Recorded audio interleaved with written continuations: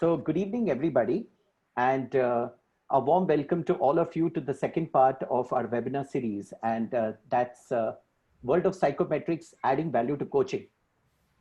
We are going to have a very deep, insightful discussion today on the world of psychometrics and how we are going to be applying to coaching. And let me take a few minutes to introduce the moderator and the panelists, the esteemed panelist and the moderator for this session. We have as a moderator Uday Kumar Gopalakrishnan. He's been the CEO of Core Mind and has been a consultant, OD consultant, faculty member from NTL Institute, a very esteemed coach for Harrison Assessments, EQ Assessors for 6 seconds, and also author of 3 books, What It Takes to Be a Leader with Passion, Pause with Questions and Scout for Answers, and Stay on the Road to Mastery. A warm welcome to Uday. We have with us among our panelists, Puneet Mehrotra. He lives his life's purpose of making a difference through being a leadership and life coach, talent enabler, and transformation facilitator with more than 22 years of diverse experience across industries. He's an ICF Mumbai chapter board member, Hogan certified, and uses Berkman, TalentQ, DEI 360, and also he is a licensed EI coach practitioner and certified ANLP. Our second panelist is Gauri Ramani, a technologist, business leader, change maker, corporate facilitator, executive coach director of ICF Bangalore chapter, state president of Karnataka Coaching Council, WICCI, and ICF PCC on her final stages towards MCC. She's also an EMCC supervision provider, EQI 2.0 assessor coach, Marshall Goldsmith stakeholder centered coach. Welcome, Gauri. Our third panelist is Z. Mohammad Nasar, director of E2E Excite Marketing and Training. He's an executive director of BNI Coimbatore. He's an executive coach, credential from ICF. In his final step towards his credentialing journey towards PCC. He's also Thomas Profile practitioner and holds a master in foreign trade and MBA. Welcome, Nasar. Our final panelist is Annadurai Vinayagan.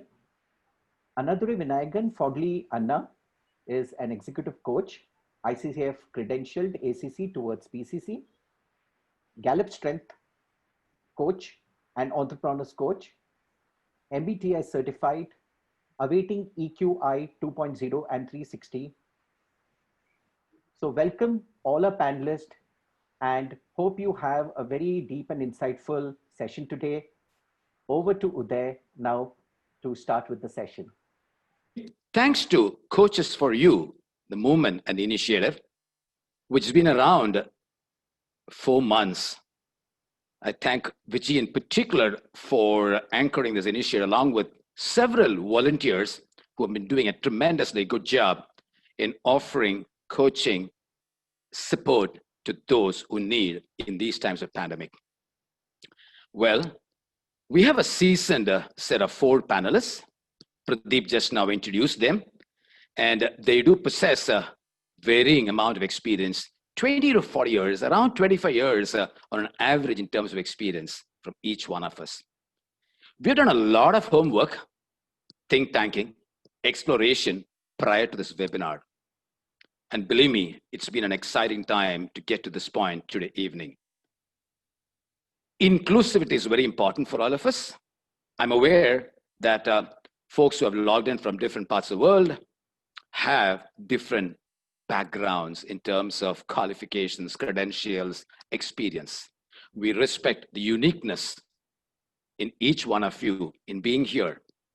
But I would also like to share that there could be primarily aspirant as well as established coaches, credential or non-credential coaches, as well as a good set of the audience who could may not be at this point in time into the coaching journey as a coach or as a coachee or a client, but they would be HR professionals, L&D professionals, entrepreneurs, and who else could be.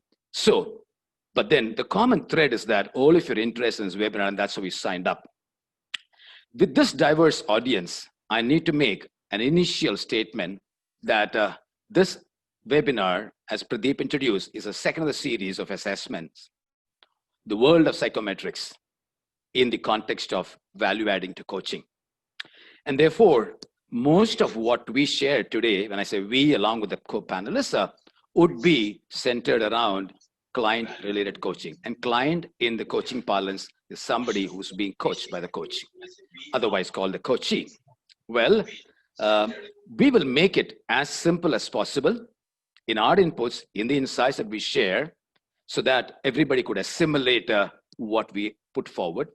At the same time, we are clear and aware that some of you could be in various points in the journey of life, as well as in coaching or non-coaching arena. And some could possibly serve as jargons or experiences which you have not tallied with in life so far.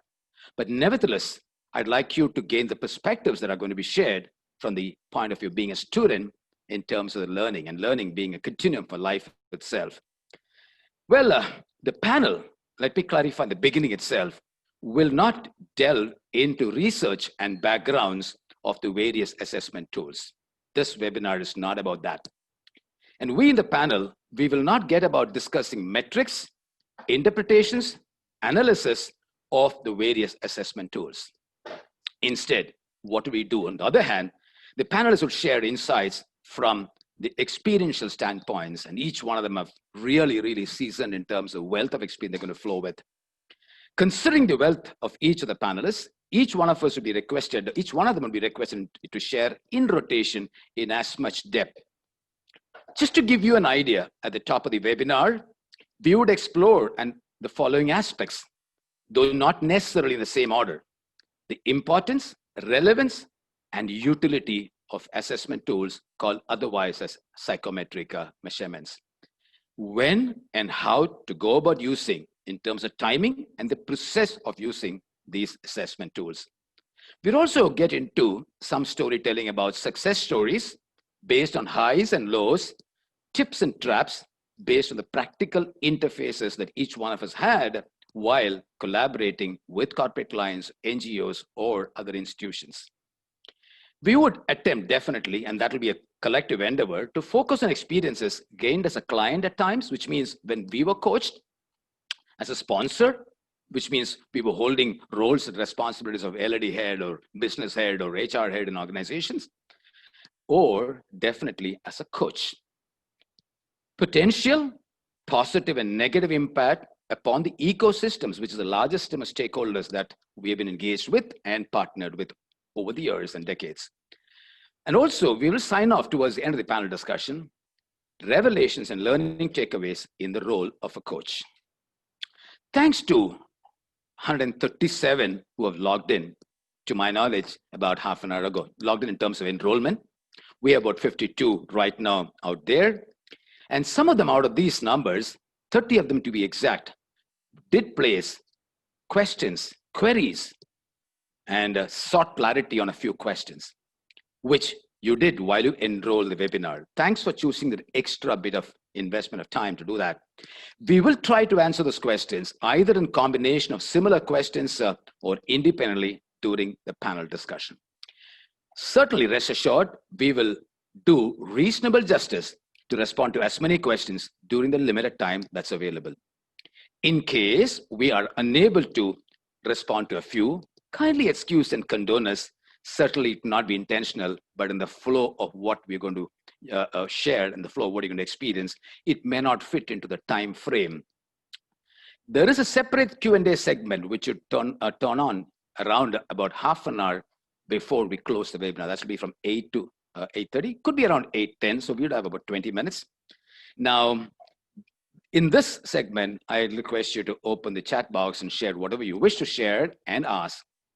And ideally, again, I repeat, request you to use chat box after the panel discussion is over during the Q&A segment. When it comes to the assessment tools, my take specifically in inclination or orientation to coaching arena is that all of us out there and all of us around us do assessments constantly, perpetually, with ourselves in terms of self-awareness, with others in terms of understanding and observing behaviors. While we do all that in terms of assessment, there is a world of psychometric tests or assessment tools that's available for different variety of purposes. And they could be used in recruitment, they could be used in appraisal sessions or pre-appraisal, or even post-appraisal, in ACs and DCs, which is assessment centers and development centers, and also for role changes, and certainly for coaching. To take a different look up, they could be used in areas of industry, NGOs, child counseling, psychotherapy sessions, and I've had an experience of psychiatrists also using an instrument when I had taken somebody along for a consultation. Psychometric assessments do play a very, very important integral role when it comes to coaching. They do supplement, neatly position in terms of aptly looking at how to improve the diagnosis when it comes to a coach. Now, as I said a little earlier, as a layman, as a common person, we all do assessments, but these researched assessment tools give that many number of windows for the coach to ascertain, diagnose, discover about what needs to be done in the coaching. And coaching essentially is an inner game, which is about helping the coachee or the client to discover himself or herself in the journey of coaching engagement, to really understand as to how to move from here to there. And therefore, there is a futuristic orientation when it comes to coaching. Now, apart from that, also the coach would enable to blossom and empower the coachee to really move ahead in terms of life directions or career directions, depending upon the space, context of the coaching. Sometimes it could be both. And in the process, the coach guides, enables through certain processes, which we are all grounded as certified coaches to take the coachees through the journey of coaching. The engagement becomes a lot more accelerated, a lot more qualitative when the coach is equipped with a repertoire of tools. When I say tools, there are many of them, many of them. We would hear today some of them in terms of what the panelists will be bringing to your attention. Now, while this mental chess goes on as an individual with respect to our life and others, as a coach, the mental chess gets a little more in terms of quality step up of notches above to really understand and discover where and how to possibly give that ability for the coachee to navigate his or her emotions and also navigate his or her directions to move towards the desired state. The psychometric test would actually accelerate and aggregate the personal self-measure or provide at times a comparative data. But all said and done, the difference between the intent of the behavior, how noble it is, vis-a-vis the impact of the behavior as to how it falls or strikes on somebody else, as much as somebody's behavior can fall on us in terms of impact, is something the psychometric test with a lot of research and reliability would bring up data.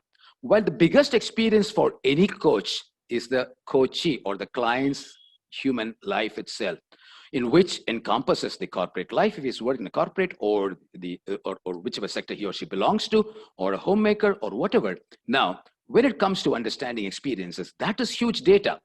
But what assessment tools help coaches like us is also to promote the evidence of the good behaviors. We can't really change the core personality of anybody. That's unique and special and inimitable for anyone. But we could look at behaviors which are drivers or motivation for helping them to move ahead to the future part of the journey of life. There could be blocks, unconscious perhaps, which could be thrown up by the assessment tools.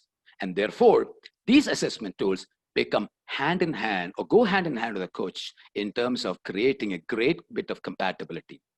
How, when, the process, the methodology, all that we're going to talk about in the panel. But I just thought these aspects which I shared now will give you a reasonably broad level at a macro perspective as to why and how assessment tools would be useful in the context of coaching others to influence and transform others to move on. Having said that, I'm going to invite the four panelists in rotation. And we're going to hear from them as to what they have to say about their experiences in certain contexts. So I'm going to start with Punit. And Punit, you're an experienced coach. You've done a lot of work around the assessment tools, and you're back full of a lot of inventories that you've certified yourself, and a lot of them your experience. And I'm aware in our talks earlier, you've been a client, you've been a sponsor, you've been a coach. The first question that I'd like you to respond is about how do assessment tools are considered important for coaching initiatives? I repeat, how are assessment tools considered important or significant for coaching initiatives? Over to you, Punit. Thanks, Uday, first of all, for setting the tone so beautifully. And then, of course, for this very pertinent question. To my mind, when I look at assessment tools with respect to the coaching initiative, the lens that I would want to bring in is that of a coach's coaching journey, right?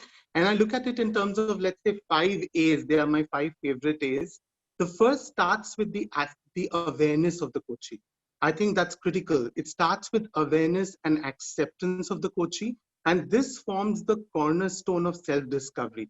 I think this entire discovery process of knowing who I am as a coachee, a deeper understanding of the being and the doing of the self. I think this discovery process is the cornerstone of a great coaching journey as the foundation stone. Once the awareness and the acceptance is in place, that's paves way for the alignment inside out, the doing and being, the congruence there, as well as the alignment with the coaching goals that the coachee takes up, which are way more meaningful after this awareness has been accomplished.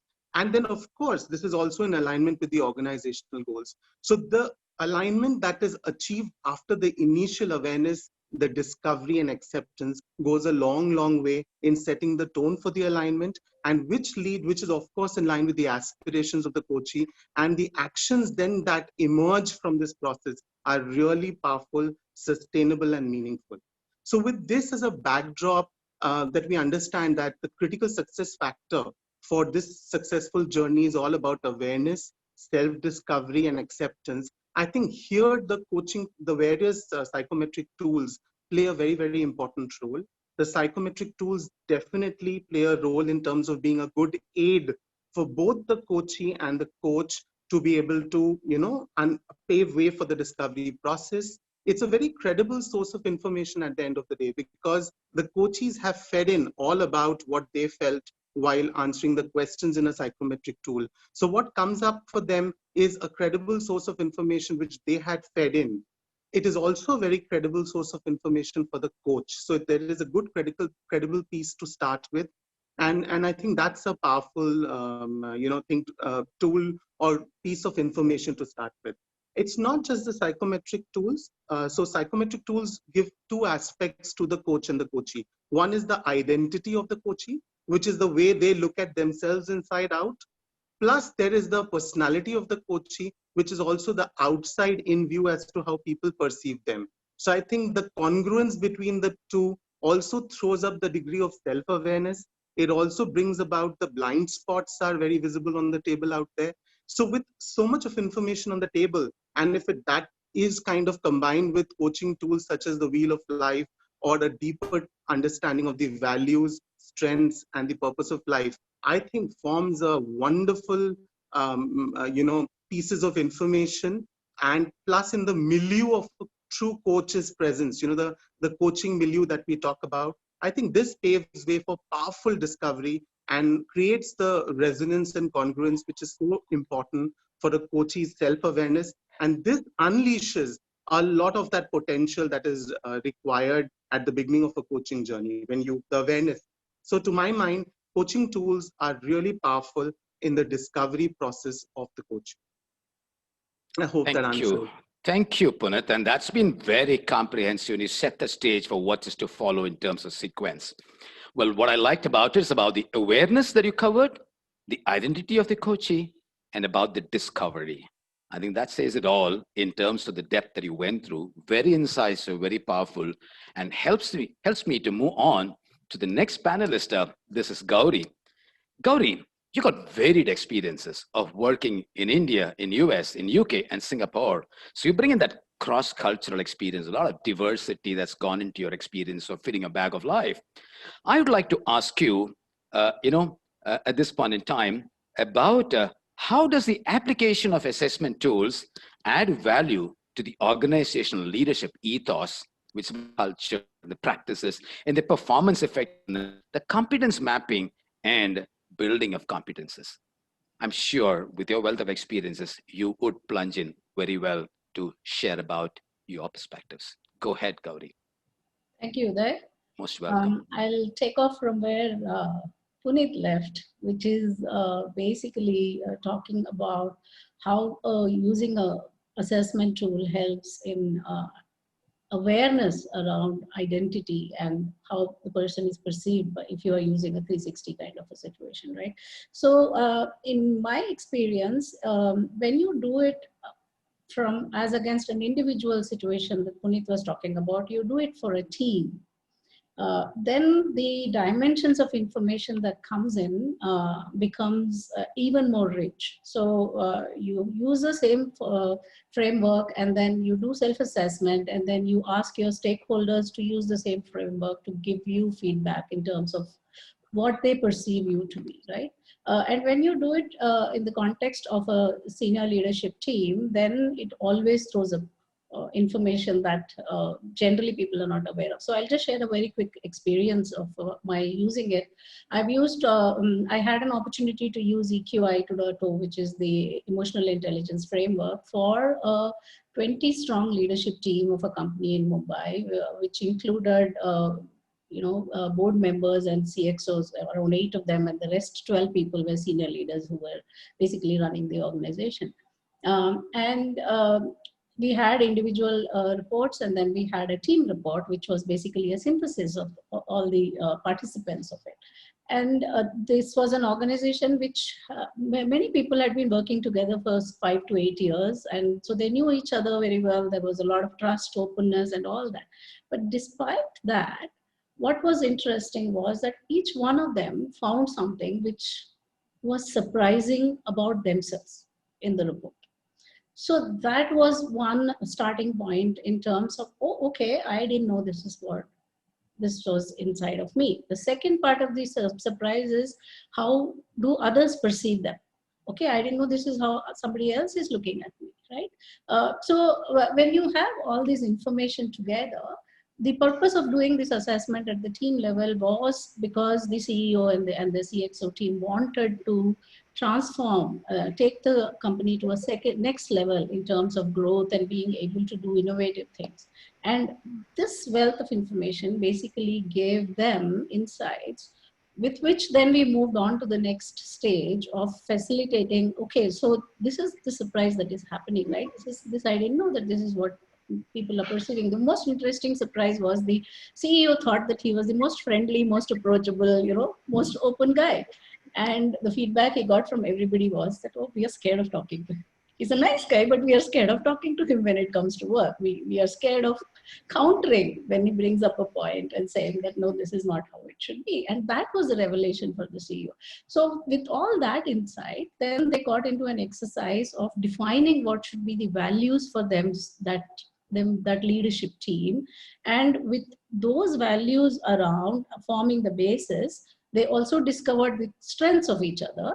They also discovered in the group report as to how those strengths sometimes, individual strengths sometimes get, minimized or diminished when you are looking at themselves as a group. So that gave more insights in terms of, okay, so we have this strength, but then when we are looking at ourselves as a group, we are not maximizing in terms of, getting value out of it. So with all these insights, then we went into defining, what should be the values, what should be the ethos, how will the leadership team come together, how do they ensure that people's strengths are maximized and not diminished when they come together. It actually builds and not and goes down, and what would be the way forward. So that is one example of where just using one simple tool could give you a wealth of information, which then depends on how you use it, right, and how you carry it forward for the organization. Thank you, Gauri. I like that warmth and cheer that you brought in while sharing this. It isn't easy to walk on the eggshells that you talked about, where the CEO, thought everything is fine about his behavior and everything fine about the leadership and ethos, the organization that he models, but people being scared. And you talked about scare and fear with a lot of smile on your face. And I'm sure this would have contagiously influenced the attendees now, because I'm sure they, in their roles, or they would have thought about others who were intentionally wondering they are fine, but then the impact was not same, the intent and the impact. I also appreciate the way you brought out the learning with a lot of sucking details at the same time with so much of clarity and articulated so brilliantly well. So I'm going to invite the next speaker, who's Anna, and whose full name is Anna Durai. And Anna Durai, we're also talking about in this webinar about the discretion that all of us need to really bear in mind while doing the assessment tools or administering them. Now, this is about a question: what discretion or caution would you really bear in mind, or have you borne in mind so far, whether to have assessments or do away with the assessment tools, and what would be the process adopted for you to suggest the assessment tools? And Anna, before you respond, I have something to say also. I'm remembering Lee Iacocca, who said the financial professionals are considered to be bean counters. And you are a financial person, background with CA and ICME and all that. And you moving into HR role, and you moving into L&D, and you moving into business partnership role, I'm sure it speaks volumes about the depth and the breadth of your experiences. So when you share about this, what to do, when to do, whether to do or not to do, I'd like you to bring out certain perspectives around that. Thank you, Anna. Thank you, Uday. And first, I would like to share my initial experience of the psychometric process that happened when I was leading HR role for an organization, and in a very with very limited HR interventions, and we were looking to build a team of people to manage growth at 30 to 40% CAGR. And leadership talent was the real challenge. And that is when I was moved into HR role from operations. And then that was the time we deployed the Gallup Strength Finder tool in potential assessment and in also fitting into the role of the new evolving organization where people can move and take up the respective positions, and without really getting stuck to what they think they are good at or what they have been doing in the past. And that's how the beginning was me moving from a operation role after establishing myself into from a finance to operation. I moved into HR. So that opened up the avenues for people to go beyond what they do best or what they think they know best, and they do what really they can do. So in that context, the Gallup Strength Finder and the assessment tool, served as an eye-opener to all of us to know the process of self-discovery, as Punit put it, and beyond that, what we are and what really could be. So the Gallup brought out the hidden potential of the people in the team. And then we took it to immediately, without wasting much of time, we took it to the N+1 level, the people who were reporting to the CXO position. So this opened up a huge opportunity for, juggling the team and finding people and taking risks and allowing people to really explore. So that was my initial encounter and experience. And there were successes and there are a few misses as well, and a lot of learnings. Coming back to the question, Uday, that you brought up about the discretions, I'm just bringing now the context of coaching in the focus. Okay, so in my experience, how evolved the organization is from HR and talent management prospects, talent management initiatives, I think that defines to me. So I have experience of an organization where very evolved, robust HR processes an EPA, strong EPA system, and 360 feedback once in 2 to 3 years, coaching conversation, not exactly coaching conversation they call, but informal conversation between the team and the leadership. So multiple reliable data points that are already established in the system. So the question is, do we really need now an assessment tool in the context of coaching or no? So it adds value, but is it essential? Not really necessary, but it does add value. So in these environments, we go by the existing data points and also set the expectations and move into the coaching journey. There is also another experience where it's a good organization, robust organization, and the organization itself is driven by the CEO who is himself is an HR person, where he understands talent, he understands the processes. But the existence of the HR processes as processes were not that strong. So mostly it comes from the CEO's experience, the gut, and his own assessment. So in this environment, when I was given the opportunity to coach the second layer of management, then I deployed the Gallup Strength Finder, and then it really worked well. The CEO connected to this immediately, and it made a lot of sense, and it moved in as a filler for the absence of many established HR processes. And it helped us to start the coaching process. So where are we as a client? Where am I? Am I really aware? So yeah, I am on this footing now. Yeah, these are my capabilities. Maybe something I'm not aware, I'm aware, but this is my potential. And from here, where you really want to be. So it provided a very solid platform to launch the coaching for almost 10 to 12 people. And it worked really, really well. So the discussion I had to use was this: what is the level of evaluation of the organization and how it really can be filled in? And as far as the caution to be exercised, that goes, the assessment tool is an assessment tool and a very, very reliable with the data. But at the same time, relying only on this too heavily might actually skew the process of coaching. The entire experience of coaching might get skewed. So what do the Strength Finder says? So what is his blind spots? So when we start limiting, then it becomes, then I think we are putting people in a box, and that really is the danger.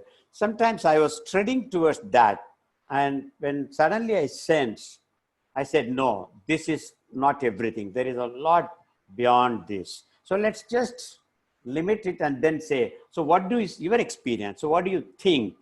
And what did you do in the past? So we just go back to the real data that are there, organized or unorganized, but they are already existent in the system, to rely on the other aspects and then get back. So it's about aligning the data that comes from the Strength Finder or the assessment tool, and also relying on other valid, highly valuable data points that are there in the organization by way of feedback, just assessment, just one-liner or a quick, stop, start, continue exercises. So powerful. So that is the caution I think I would exercise. I would advocate the coaches in this forum to exercise. Thank you, Anna. I think the last few lines that you shared about the caution based on the pillar of conviction, based on the pillar of experience that you possess so soundly came out very well. I have done Gallup Strengths Finder assessment in a few coaching assignments, and found it extremely, extremely rewarding, those 34 talent themes, and how we can understand, who has got what sort of talent themes or strengths, as they call it, and how do you leverage upon them and also take care of what needs to be otherwise done. It's always a good feeling to get the goodies about what I'm good at and what somebody else is good at. But I also liked that powerful statement which you shared, in terms of saying that while, the data, and that coming from a financial background person now into HR and coaching, Anna, is that, how can the data not corrupt you from the point of view of becoming judgmental? And coaching, after all, is be absolutely, absolutely as non-judgmental as possible. And therefore, if the data colors the judgment, you become judgmental in the coach's role, then there are dysfunctional aspects that you invite yourself into the coaching engagement. But that being there, if that data can be qualitative and can accelerate the progress of coaching and help the coachee or the client, as I said earlier, move from here to the desired state, it'll be wonderful. It's an enabling process and can't be something which is a blind spot for the coach to get into judgments. Wonderfully said. Nasser, you have a great background. You are a motivation speaker, you're a coach, you're a Thomas Profile, and a certified coach. You are a BNI, you run your own company, you're trained, quite a lack of people. Well, all this, you're quite sought after. And you hail from that Manchester City, Coimbatore. Manchester City is the news because Messi could be moving out there from Barcelona to there. Well, that's a talk. Anyway, that's a digression. But Nasser, I'm happy to have you. And I'm going to get you into a little more specifics from what the other three panelists have shared so far. I'm going to ask you, looking back at your entire experience, I know it's tough for you because you have to pick up only one single experience. Can you narrate a high-power intervention in coaching which yielded extraordinary results using or utilizing the assessment tools? Over to you, Nasser. Yeah. So, in terms of understanding the assessment tools, way back in the 2000 itself, I started using it for our own company. And that's when I started falling in love with these kind of assessment, how it really helps people to really understand that, typically after a brief period of corporate experience in sales, then I got into entrepreneurship way back in '98. And the initial stages, it was always a struggle to really figure out during those interviews. I'm sure all of you would have experienced. People are very different at the interview. Like once they come on board, that's when you really feel that this is actually not a right kind of a fit for your organization. So from then on, we started using it. When it comes to coaching as a context, I would probably like to put it into three different aspects. One is during the intake, when you do this chemistry session, understanding the coachee's perspective in terms of what kind of a right fit and all that. So that's the first stage that I generally use in this thing. The second thing is during the coaching conversation, how it actually the assessment tool helps you. And in between the one coaching session and the next coaching session with the same coachee on a long-term assignment that you have, how does this tool actually work? So I'll go step by step. The first one is about the chemistry sessions. When you try to, not every coachee can be a potential client for you. I mean, when you're looking at a client or a coachee in that perspective. So you may have to really understand, and you need to probably choose which coachee to work with, and then you need to do that chemistry session. So while doing this, I do this assessment in terms of this DISC or Thomas profiling. So when you do this, you really get to know about the particular person's behavioral type, and I also kind of ask him about what are the challenges that he's going through, why does he require some kind of a coaching intervention, and then he gives me he or she gives a little bit of background about it. And then I also ask them about their way of handling people, because it's all about leadership. It's all about driving the other people towards results. So when I try and understand this, and with the help of this tool, I'll be able to really understand the particular person. And based on the result, I will be randomly asking them few questions. Is that something like your style? Is this something that your style? So almost 90% of whatever I was trying to bounce back based on the graph, they think, oh my God, what is this? You seems to be knowing a lot more about me. And this is exactly what I'm going through. So that is the first stage that I do. Once that is done, and in terms of during the coaching conversation, you have about 45 to 50 minutes, and beyond that, it doesn't really, it's not at times it gets dragged on for a lot of things. So the coachee, you have different kind of a coachee, like somebody keeps talking a lot about it, and then you set up an objective on every single coaching session, but then it goes on beyond your control, and they keep on talking about it. So it gives you a picture in terms of, okay, what type of person this particular person is. Is he a person who really loves talking, or is he a person who doesn't like loud talking? Is he a person who really looks at the numbers, or is he a person who really wanted to be very polite and warm? And then in terms of even exploring, certain people will not allow you to go deep diving into what they are, the who of that particular person. So it gives a lot of understanding about me, about that particular coachee. And then I go about doing that during the coaching session. So now the third and most important thing, like every coaching conversation is a great conversation. You feel the coachee is so excited about it. And after the coaching gets over, he or she gives you, it was a great conversation. You made me realize. But what actually happens between those two coaching sessions is to actually take that particular coachee to the next level, wherever they wanted to be in their life or work. So sometimes, you come up with different people, you have all that exciting experience, and whatever they've committed, they may not go ahead and do it, Then the next coaching session comes, they say, no, I know I was supposed to do it, I was not able to do it. So where I really understand that particular person, if that particular person is more of people friendly, who needs follow-up, who's not very having control on the time and action. So I may probably have to send them a text and asking them, hey, you're supposed to do this. Have you done that? Or you want any help from that particular aspect? Or those kind of things, which actually helps me to do that. So those are the three brackets that really put coaching in a perspective in terms of how these assessment tools I've been exposed and doing it. And another important thing is that I'll also be very mindful in terms of, okay, what kind of questions will probably land well to this kind of a personality. But because the assessment tool as something is a tool which is totally internalized, I practice on that. And even on a normal conversation over and getting introduced to the first time, I just really look at it in that particular perspective, because I'm doing this for the last almost 18, 19 years now. So even during the conversation, I can immediately pick up some small tips whether this particular person could be of this type or that type. So that will also help me to really build up that aspect. So these are the areas where I really put these tools into use, and it really worked brilliantly. Over to Uday.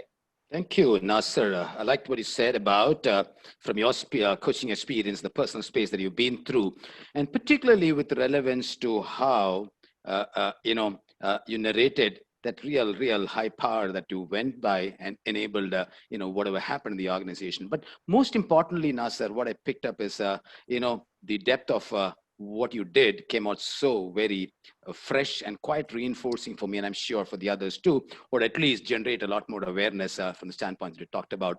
And now I would like to go back to Gauri. Gauri, you've done engineering, you've done management from ISB, and therefore, I'm getting this construct right and asking you this. There are a lot of times that the assessment tools are considered to be edgy or threatening or intimidating. I don't want to do that. It might pick up a lot of data about me, and I don't want to get thrown up about it, and I don't want to be confronted and cornered by that, if I can use that. So from a very, very simple aspect, which is a very important aspect, credibility, which is about the validity and reliability of these assessments. What are the typical research process that go into development of repeated assessment, without getting too much into the research specifics and mechanics, but share only an overview as to what makes various instruments that you're familiar with reliable and valid? Sure.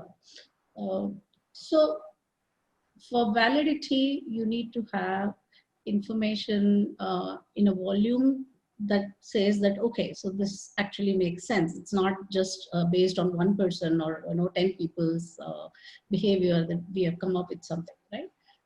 And reliability is when you repeat the same exercise, you get same result, right? So in my experience, a lot of research first goes into figuring out what is the framework. For example, when you look at EQI 2.0, it has those 15 different scales and stuff like that, not going into the details of it.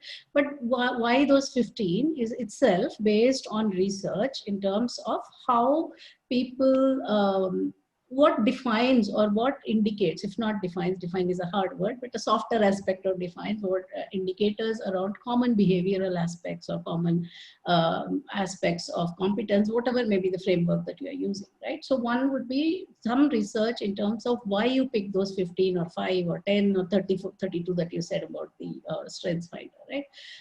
So there is a level of research that goes in before we say that, okay, these are the dimensions on which this framework is going to be dependent on. The second is applying those framework to a large set of people so that you get data in terms of how they manifest themselves in reality. So for example, if you take the EQI 2.0 itself, the first version was based on research of around 4,000 people, mainly in North America. And then the research was expanded after a few years to include 10,000 people from across different regions, applying the same framework, and then using that to benchmark and say that, okay, this is where typically, this, on this scale, this is the range within which you find typical values, and then lower than this indicates something, higher than this indicates something. So that benchmark is defined based on a large set of data, which most of the frameworks then refresh over a period of time. Like EQI did first North Americas, and then they expanded it to all the regions, and then so you get data which could be general, global, or you can look at data which is very specific to your region or your profession, or professional versus general indicator kind of a thing. And you can do slice and dice depending again on, for example, very rarely you find frameworks where they say for India this is the typical, because the data sets from India are, so far I have not seen any tool where the data sets from India have been so large that you have a reliable indicator to say that in India this is how it will be. But you will get a global perspective or a regional perspective which you can use as a benchmark and a yardstick against which you see where people stand. So in short, that's how the research will be. What I hear you saying is about the depth and the length, if I can put it that way for want of another term. The depth is in terms of mining and going deeper into the data point to really make it very solid enough to really rest on, validity. At the same time, looking at a breadth, breadth or length in terms of the number of people, the surveys, the samples, the population, talked about 10,000 odd. I'm aware there is so much of research that goes on, not just once, but over a period of time of each of these assessment tools, whether it's Harrison or Hogan or Gallup or, the other instruments that we're talking about. They all do a lot of continuous research, and that's where it makes it more and more adept in terms of skillful data thrown about, and also more and more apt in terms of the evolution and commensurate with that evolution. Really keep in touch with the corporate landscape changing or the organization that you're working with. Now, I turn on to Anna. Well, keeping in mind the research, and I'm building this next question based on that. Is there a template, or would you go by the data blended with intuition and diagnosis, or intuition or diagnosis, if it be that way, to apply the assessment tools at the beginning or during or towards the end of a coaching engagement? I think template is something which is a little too, much, in my view, a little constraining. So I don't really see there is a template, but definitely going by the experience, you evolve your own, the feel. That's how I see. And deploying the assessment tool, I preferred or have experienced at the beginning of the coaching session works well.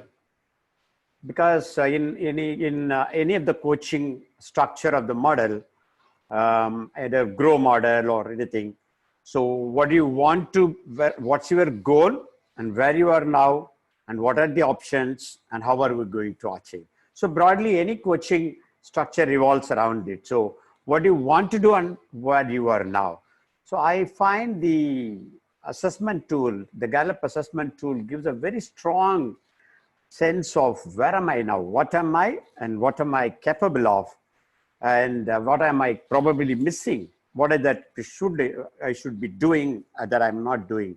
So that gives a confidence for the client to set into the coaching journey, to set the goals, not just from the expectations of the organization or my, what my really reporting manager wants from me, but his mind now widens his perspective. Oh, I know that this is what the organization expects from me. I know that this is what the role demands, or I also get the feedback that these are all the areas I struggle.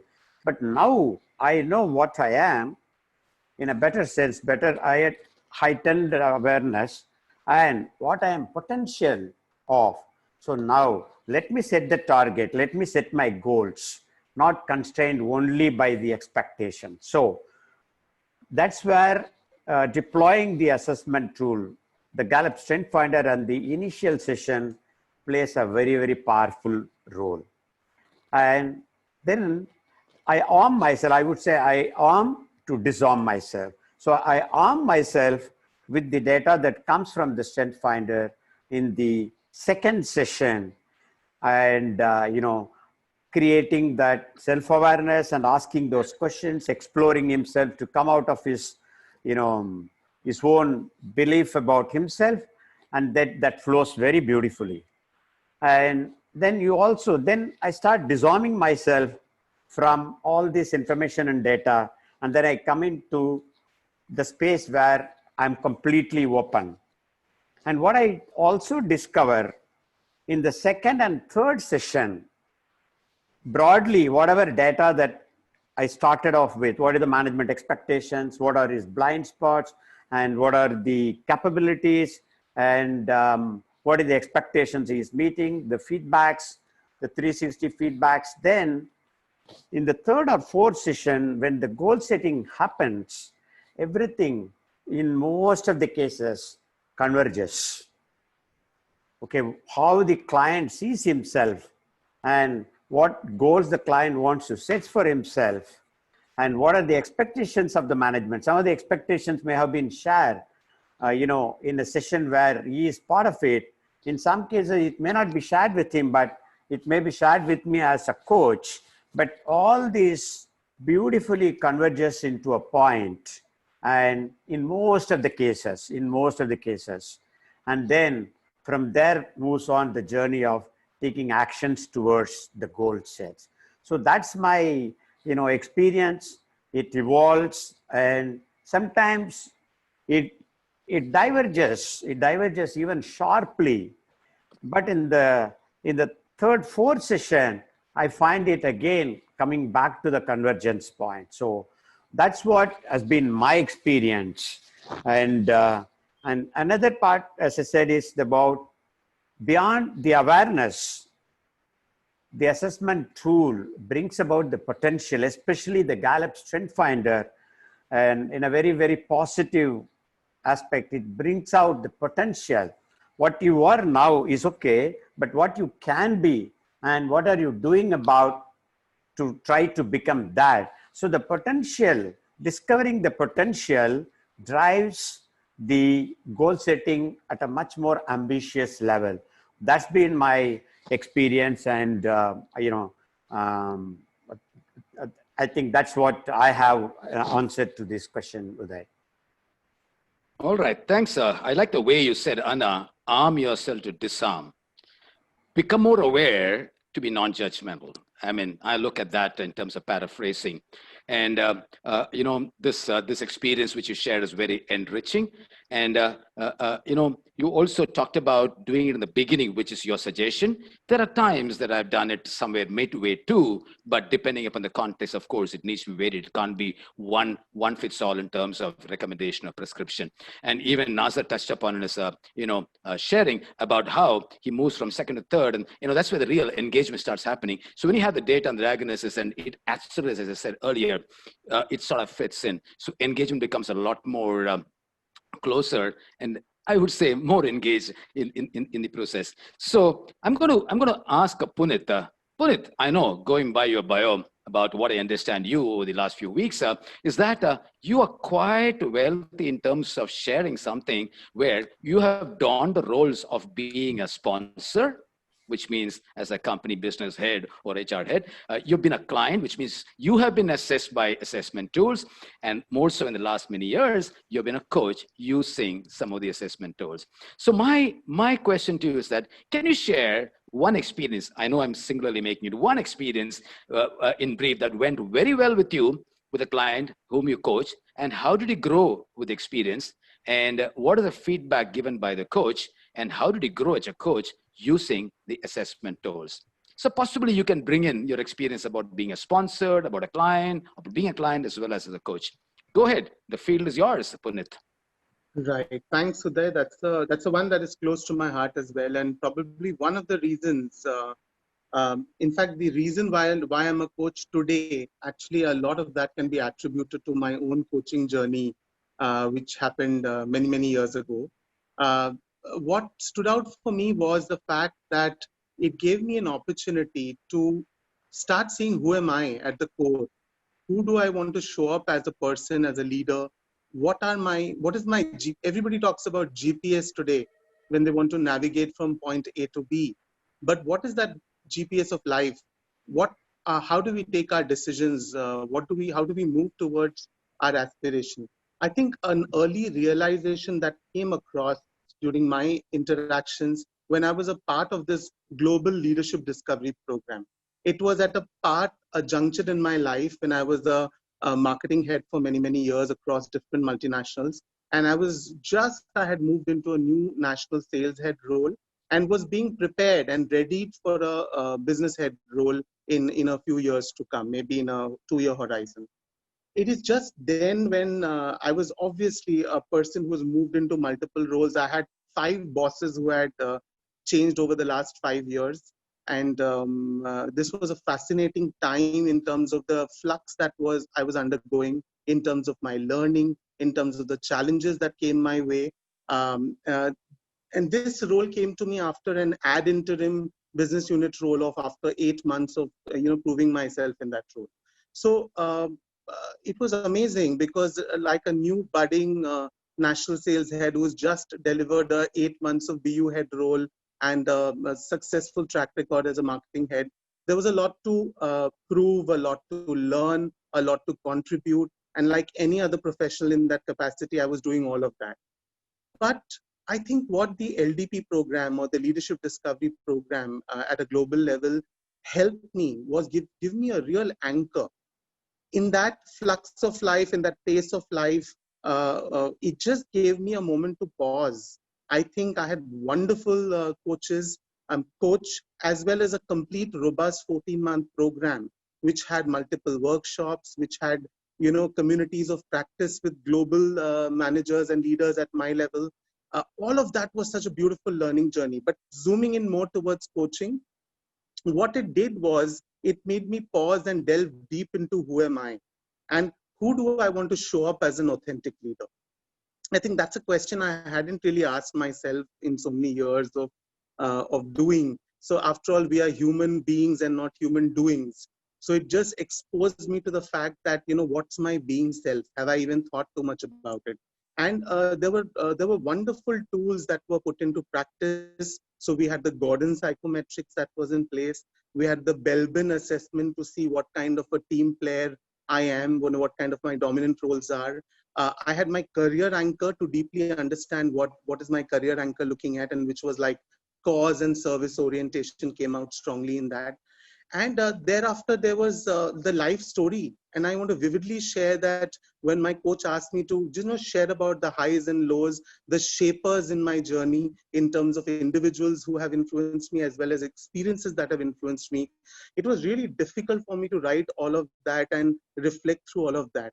So, but when these pieces of information came right in front of me, I remember it was a 16-page life story that I finally sat down to write. And along with that, there was a Gordon psychometrics, the Belbin team score, my career anchor, and even my learning style. When all of that was on the table, we had a fascinating conversation. It was fascinating. It was a little unnerving. It was a little scary at times also, because it was not the parameters that were the key. The key was the conversation with the coach, where the patterns were emerging, where he was joining the dots beautifully, or helped me join the dots and see those dots, how they were joining. And that brought about such a meaningful dialogue. Just to give you an example, I could see that I was at my best, I was in complete flow when I had bosses or mentors or teachers all my life who could connect with me, challenge me, empower me, and not be very traditional and stuck up and controlling. Whereas the moment I had such people in my life who were extremely controlling, extremely traditional, I was not in a flow. And that impacted my performance, that impacted my morale and my flow in life. So this began to this came up very starkly across the patterns of my life, and it also meant that this also correlated very well with the need for recognition on the Gordon psychometrics. We had some great conversations with our coach. He told me that, and this is something I want to share with everyone here, that in his experience of almost 40 years of coaching from Asia, he had seen a consistently high need for recognition and ambition in all the leaders virtually he had coached. He said this is more than 90%. And this is possibly because of the kind of competition, the kind of need for the kind of competition that we grow up with, the constant laurels in the class, top 3, top 4, all of that social conditioning was something that he as a coach had seen across the board from leaders from Asia. And while ambition was fine, he said, he made me see that external pat on the back or this need for recognition in a different light altogether. And he helped me correlate that with this need for a very inspiring manager or need for a very inspiring teacher and all of that. He said, where is and I started looking for inspiration within. I kind of changed my compass from that, having that need from outside to have it from inside by understanding who I was at the core. He really helped me align my being and doing, and also make me look for that career anchor, which is looking for a cause and looking for what I wanted to serve. So when I came back, I was looking myself as a leader who was in the service of the diabetic patients, the business unit that I was handling, who was in, my definition of my leadership, my definition of my ambition had completely changed deep within, and it was from within. So I know there's paucity of time here, but I think those were the deep reflections which made a palpable difference, so much so that today I'm a coach. So that's all from my side. And this has had a profound impact on me, having been a sponsor thereafter. So there were 3 of my teammates whom I encouraged to go for the LDP program. And the way I could understand their journey, support their journey as a line manager, was amazingly different from what I would have done if I hadn't gone through this journey. And thereafter, today as a coach, a lot of what our great John says, or even Carl Rogers says, a lot of unconditional positive regard, a lot of that presence that I'm still learning, all that is at play because I have been on the other side as a coachee, and that influences my life as a coach today. Yeah. Awesome, Punit. Awesome. The credibility of what you shared was so very authentic. You were flowing, and I, listened to you and had some fun spots too. 5 bosses in 5 years. That's a big history. But what I liked the way you said is about the journey that you really evolved as a coach, and the real anchoring has been the experience that you gained as a client, as a coachee rather, and also built that on to be a sponsor in some way to really anchor the process in that LDP. And then looking at from the other side of the table as a coach, I think you gave a real wide angle lens for the community who's participating in the webinar. I can't ask for more, and I suppose they can't ask for more. Punit, you've been so grounded. Now that we got into mining, my next question goes to Nasser to really get into a little more mining. And Nasser, with all your experience, I want you to distill, I want you to go deeper and bring out something very profound. When I ask you, what can you state with conviction backed up by experience? I repeat, backed up by experience. You have fabulous experiences that assessment tools will work in coaching scenario. I'm not giving a forced choice saying it will work, but I'm sure experience would speak volumes about that. Go ahead, Nasser. Yeah, so I would like to probably tell you, some of the things that when the moment you hear about the assessment tools, especially the psychometric tool, the first thing that goes to our mind is brain heavy, because that's why most of us get confused about the whole thing. But it's actually a beautiful tool, not only in terms of whether coaching or even the other context. If you look like beautifully Punit was explaining the whole thing, it will be a wonderful tool in terms of managing people, in terms of bringing out potential in people, in terms of it as a powerful communication tool as well in different type of people. So this is something like my using this tool to the coaching is a natural transition, because I've been going through this, practicing it in the last 15 years or so, and more so in selecting some of our leaders in our BNI organization. in terms of, so the BNI Global for the last 30 years, they use this tool DISC in a large extent to all the selection process. So it's just a natural transition. So I thought, okay, why not we use this? So as I was very clearly explaining about the various stages where we use this tool, I also have a couple of stories to share in terms of how it worked well and how did we beautifully enhanced a coach's toolkit to really go out and bring out the real stuff. The first thing is, so as I told you, the intake agreement, when you're talking about the chemistry session, when you're trying to do it, the objective of a coaching session is to ensure that the coachee is in the most resourceful stage after this particular coaching conversation gets over. And also the client comes with so much of blurred vision or not very sure about where they are, or in a little bit of not so resourceful stage. So they need more clarity, they need more direction, they need more roadmap, and they also have the self-belief of, okay, what they wanted to do. So when you do this particular exercise, and I'm sure every client is different, how much of a client experience that you have, every single client is different, and they are right in their own way. So that particular actually puts it to the right frame of mind, the first contact. The second thing is, when you're doing the practicing stuff, you probably understand the particular person better, and you also have to be very careful about not getting carried away with typecasting or putting a person in the box, which was cautioned by Anna during his session. So in terms of the language that they speak, in terms of where they come from, in terms of what kind of challenges that they go to day to day, and what kind of a problem by and large they come up with, it gives you a very good aspect of it. So having said that, I would like to probably give you two aspects of two different clients in terms of how this will work. The first client, typically, this was a recent assignment a couple of months back for APAC leaders. There are two different clients. I worked with a team of about 6-7 of them on a one-to-one basis. So there are two different client point of example I would like to share here. The one client is actually, very prepared, thoroughly prepared, comes with a notepad about what previously happened and everything. Before we even get into the coaching conversation, she talks about the experience, she talks about the nuances that she picked up in the previous thing, and all the action plan, the commitment that she gave, all of that. And then she very religiously puts into action and then comes and shares a lot of things. So it works brilliantly. Whereas if you look at the other case, like another client in the same organization, this particular person during the coaching conversation, so excited, so much of excitement and thank you messages on immediately after the coaching and all of that. And then absolutely no news at all. And after a month or so, when you go and do the second session, maybe definitely there are some spark here and there, but then not much of a preparation, not much of a writing, no notes or no action plan. Even though I've given some customized tool in terms of the coaching preparation format, very simple 5 questions they need to come prepared with.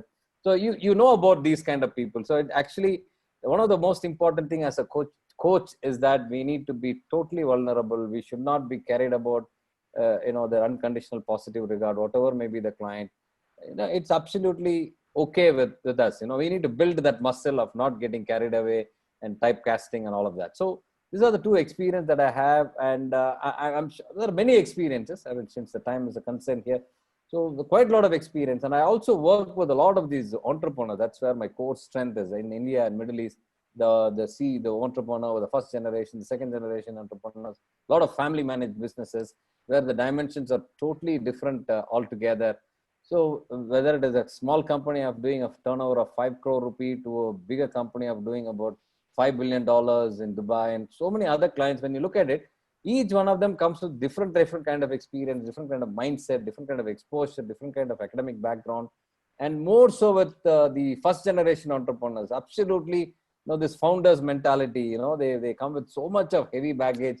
So you need to be very sensitive in terms of handling all of them. So these are all my bundles of experience which I've come across, and all of that place, I can confidently say it works brilliantly, whatever tools. And some of the tools are a little complicated. So that's why I decided to get into this particular tool with the DISC and the thermos profiling. Very simple.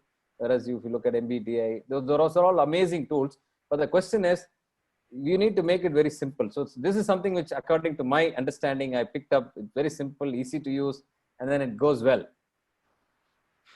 Thank you. Thank you. Thank you, Nasser. They say horses for the courses. Choosing what assessment tools, and wording being simple and use it rather than complicated, depending upon the context and the situation. I also like the way you pragmatically share those two experiences. The first client, who's so nice, cooperative, proactive, and all well prepared, you said, and the other one, yeah, okay, great, and all that, and then never get to hear back until the next coaching session.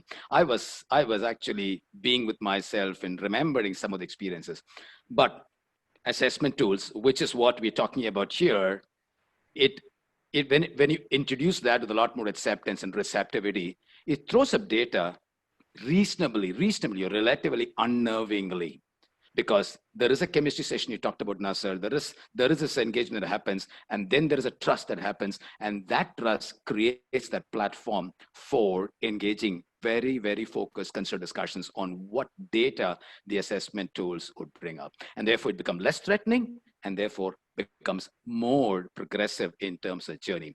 Thank you, Nasser. Beautifully highlighted. And now I'm going back to Anna and asking Anna, something which, which in a way is an experience for me too, to connect with, if assessment tools are by itself an intervention. In coaching, we say asking powerful questions, open-ended questions itself is an intervention.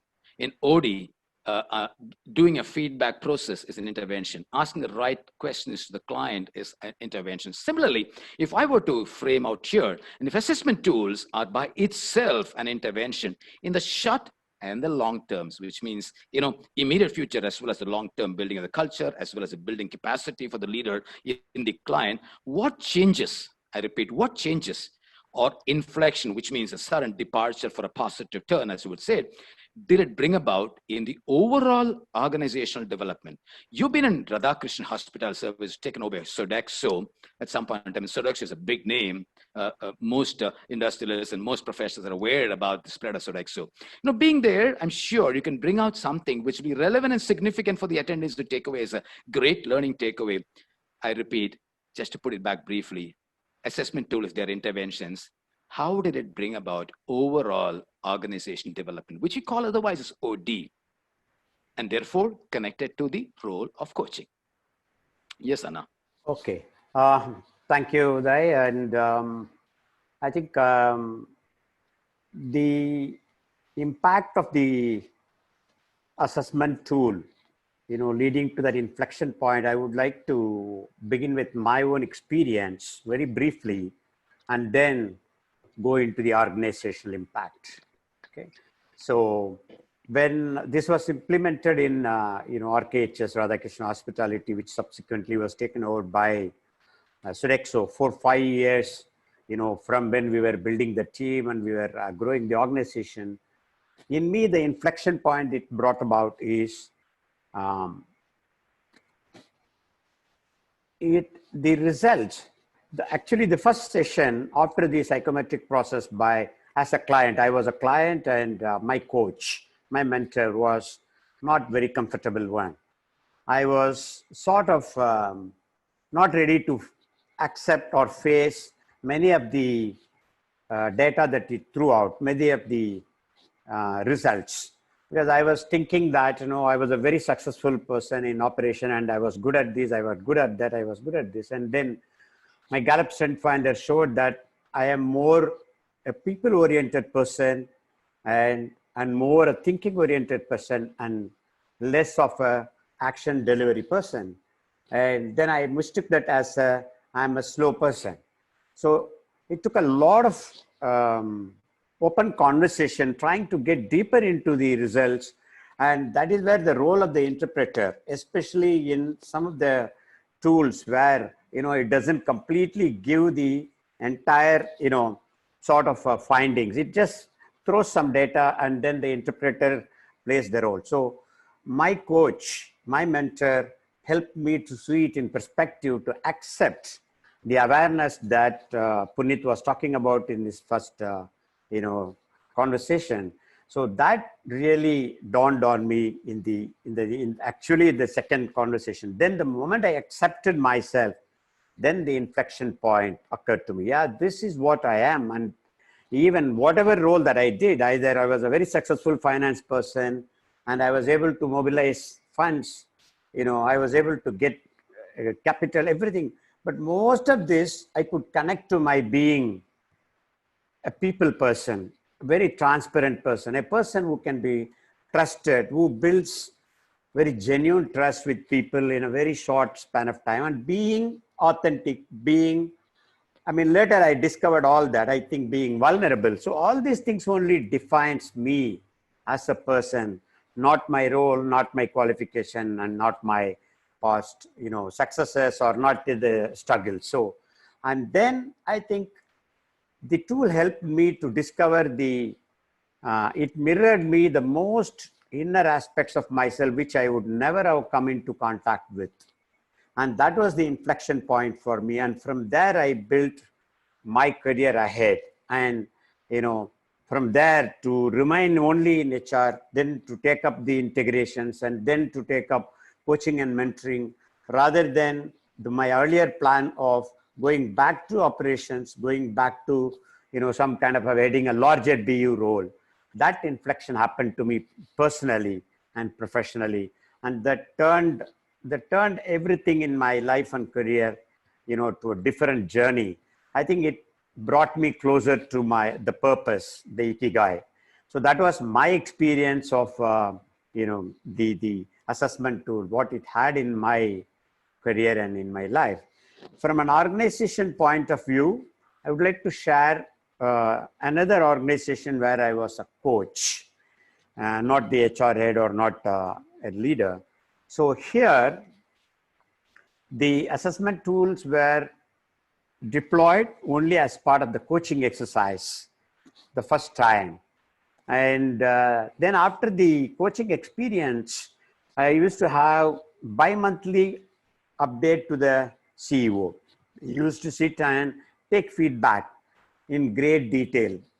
And then by the end, we were completing that batch coaching. Then he picked it up and he built many of the other HR interventions around this psychometric, around the, around the Gallup Strength Finder. So the talent assessment, the potential assessment, even recruitment for senior people, he took to Strength Finder, and then the interpretation fee. My coaching assignment was concluded, but people used to reach me later for assessment prior to recruitment. Okay, this is the role and this is the expectations from the role. And, this is the person, and can you please have a conversation, Strength Finder conversation, and give your perspective of in the context of the role. So I think that helped a lot in managing one of the big challenge of retaining people at the top level. They were a great team. They were growing a lot. They were growing at a great speed, but there were attrition, especially within that 1 year of recruitment at the top level, which was causing huge, damage in terms of continuity. They found a solution through this, and that is the kind of impact the Gallup Strength Finder, the assessment tool, left with that organization. That's my professional experience as a coach. Over to you, Uday. Thank you, Anna. I'm so enamored, so happy and delighted the way you shared. One is about the inflection. You use that word quite a lot. I'm really glad that inflection happened, and therefore you're with us today. In rolling over to be an HR professional from a finance professional, a business partner, and then getting into the role of HR. I'm really happy. And also you brought in a lot of real insights from the experiences that you gathered and mustered as being vulnerable and authentic. And by the way, all of you so far are exposing, exploring, adventuring into yourself and making it more humanistic. Absolutely humanistic. The way I look at the rain clouds right now in the webinar is about what a great way this authentic umbrella is around us. And I'm sure it would rub off onto the attendees as well. If pandemic is considered to be a huge inflection for the world at large. It is. Otherwise, we wouldn't have been here together today. CFI would not have been born. And therefore, the inflection of whatever happened in Anna's life has brought us to listen to him now. And I'm really happy that happened. And therefore, I see a big connection in terms of, the inflections being very positive and optimistic and sanguine to really point out pointers. Assessment tools are, if I can say at this point in time, are also inflection interventions. I stand with conviction to say that. I can talk all the way till the cows come home to say assessment tools are tremendous inflections. Well, moving forward, I would like to get into some very interesting reflections and learning takeaways. And here I would call Punit to talk about how have you grown, Punit, in terms of maturity and experience in the way you've applied assessment tools earlier and now. And this is a rapid fire round, Punit and all the panelists. Maybe a sentence or two. How do you really say you've grown in terms of maturity and experience in the way you applied assessment tools earlier and now? So a quick one, Uday, here. When I was a pure assessor, as in, certified and trained on Hogan, this, that, and the other, there was this whole investigative eye, not wanting to miss out a single competency and associated behaviors and levels or at which people are, and to the T. But the moment I underwent the process of coach training and all of that, the whole investigative hat went out of the window. When I think of my debriefing as a pure assessor, I was a different person. But after coaching, I became an entirely different person. The hat of the assessor goes off and the hat of the coach with the role and soul of the coach comes on straight away. If I can ask you, Punit, what is that role of the coach that brought a difference from being a debriefer to now? Right. So the role of the coach here is all about setting the milieu, holding that space, looking at, help the coachee look at those pieces of information that are coming out, popping out from the assessment, report. What is really resonating with the coachee? Not take a stand of judgment as this is the strength and this should be the area of. It's not. I don't take that approach at all. It is about what is out there about the coachee that is resonating with the coachee. What is out there that seems to be serving the coachee and not serving the coachee in line with the aspirations or whatever they want to achieve. So that openness, holding that space and really being positive about the brilliance that the coachee has rather than any of those so-called areas of development is the approach which actually builds the trust, really paves way for some meaningful discussion and goal setting and some really deep reflections, which creates the resonance. I believe in the resonance in the being and doing. I think that can only happen if a coach is doing that process and fully partnering with the coachee. I like the way you said being and doing there, completely being centered to the client. Well, I'm moving ahead in terms of rapid fire round. Gauri, talking about something being timeless and universal learning. That's very, very precious for you as an individual, as a coach, in the context, I repeat, in the context of applying assessment tools, what would that be? The timeless universal learning over a period of time across. Okay, couple of things. One,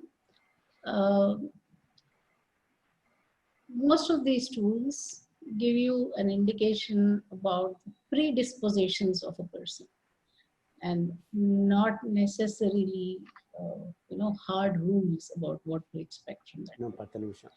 That's one fundamental learning for me. Right?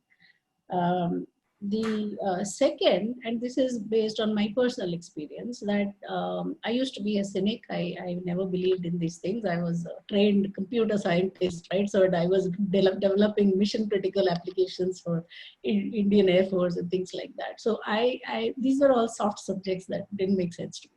But I have seen in my personal case that these tools evolve. The report that comes out or what it indicates about you changes as you evolve. So for those of you who are familiar with MBTI, for example, I was an INTJ, very proud of being an INTJ, doing those extremely detailed and accurate and those kind of work.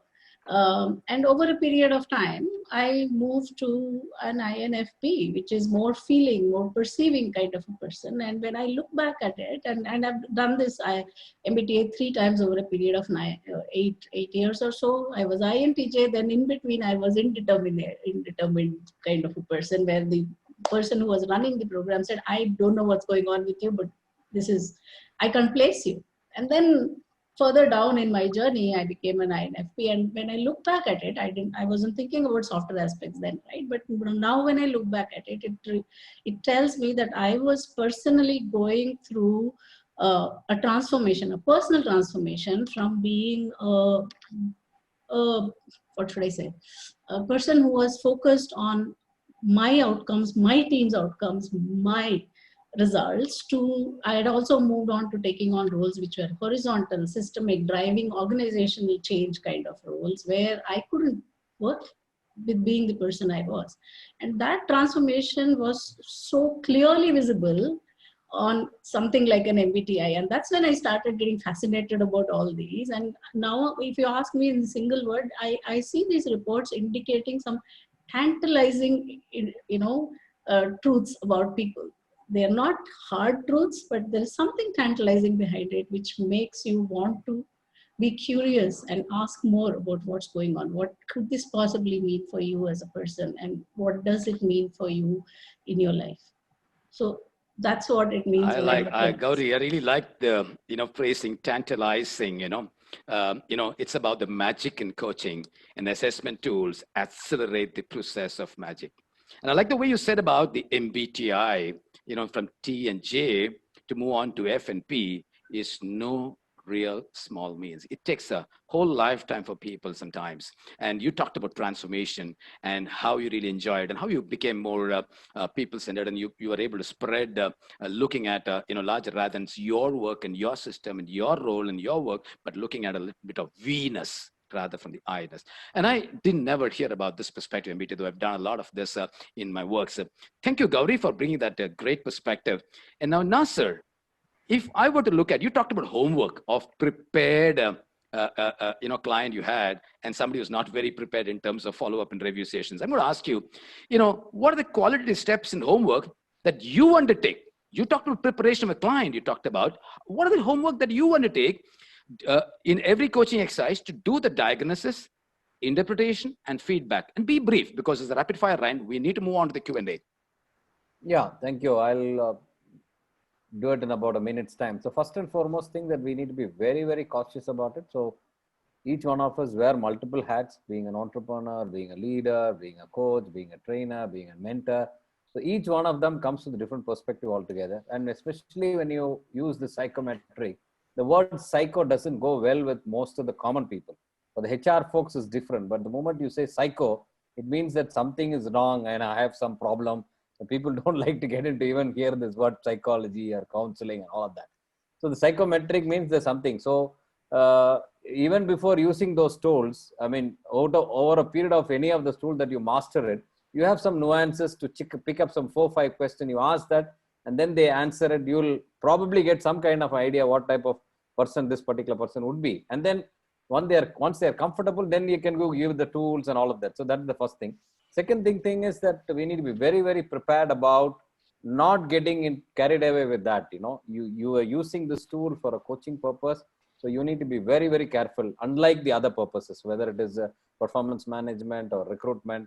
Those are all different dimensions altogether. So when it comes to coaching, it's just for your understanding, your academic understanding. That's it. You need to draw a line and do not go beyond that. And as I said, on all these areas, right from the intake, during, and after, this is a beautiful tools to use, whichever tool that you're comfortable with. But I want to just leave with a word of caution. You should not get into the typecasting aspect of that particular dimension of the tool that you're using. Thank you, Nasser. Thank you. You nicely built upon what Gauri said about the specifics and how it can really unravel more interesting journey for you as well as a client. I'm going to ask Anna, you talked a lot about learning.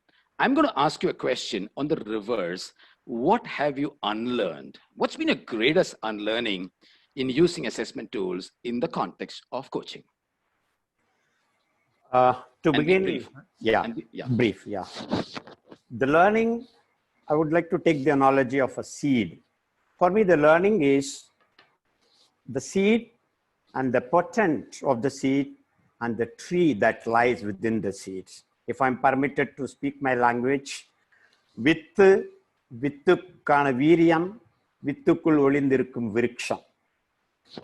The seed, the potent, and the tree that's hiding behind the seed.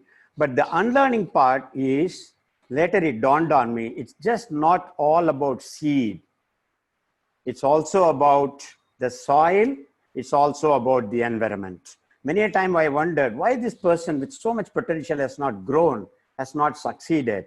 So the soil is the organization culture, and the environment is, the HR practices, the interventions, the opportunities to grow. And that is what will finally, leading to the success of a person to bloom into what really he can be. So that was actually the unlearning leading to a new learning, if I answered that.